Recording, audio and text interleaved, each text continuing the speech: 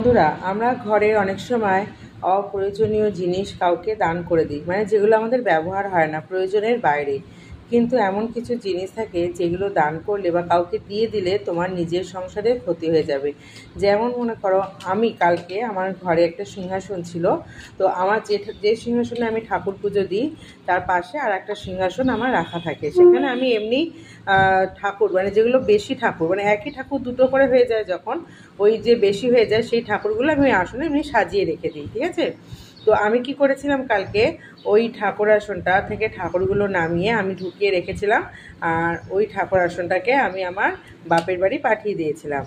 কিন্তু ঠাকুর আসনটা বাপের বাড়িতে পাঠিয়ে দেওয়ার পর আমার সাথে দুটো খারাপ ঘটনা ঘটেছে।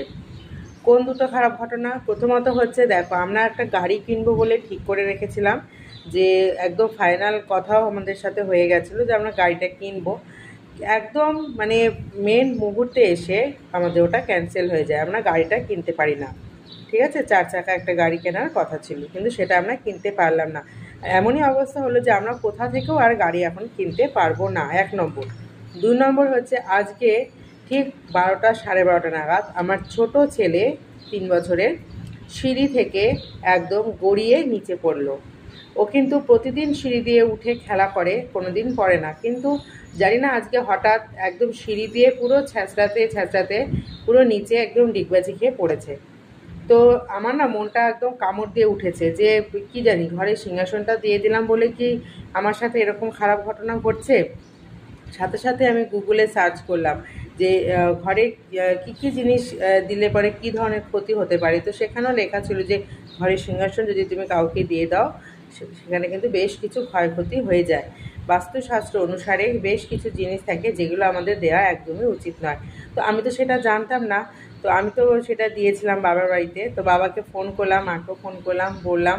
তো মারা সাথে সাথে সিংহাসনটা এখন আমাকে রিটার্ন ফেরত দিয়ে দেবে। তো ব্যাপারটা হচ্ছে এটাই, তো আমরা না জেনে বুঝে এরকম এমন কিছু ভুল করে ফেলি, তার ফলে কিন্তু আমাদের অনেক রকম ক্ষতি হয়ে যায়। তাই বলবো যে কিছু জিনিস দেওয়ার আগে অবশ্যই একটু যাচাই করে নেবে যে এই জিনিসটা দেওয়া উচিত, এটা দিলে আমার সংসারে কোনো ক্ষতি হবে না তো। তো অবশ্যই আমি তোমাদের সাথে এটা শেয়ার করলাম, কারণ আমার নিজের মনে হলো যে আমি শেয়ার করি তোমাদের সঙ্গে, কারণ আমরা অনেকেই আছে অপ্রয়োজনীয় জিনিস আমরা কাউকে দিয়ে দিই। তার মধ্যে কিছু জিনিস আছে যেগুলো দিলে কিন্তু সংসারের অনেকটাই ক্ষতি হয়। তো অবশ্যই তোমরা এই ব্যাপারগুলো একটু যাচাই করে তারপর মানুষকে দেবে। অবশ্যই ফেলে দেওয়ার থেকে কাউকে দিয়ে দিলে সে ব্যবহার করতে পারবে, এটা আমরা সবাই চাই, কিন্তু তার মধ্যেও কিন্তু নিজের দিকটাও একটু ভেবে নেবে। কেমন লাগলো অবশ্যই মতামতটা কমেন্ট করে জানাবে। আর আমারও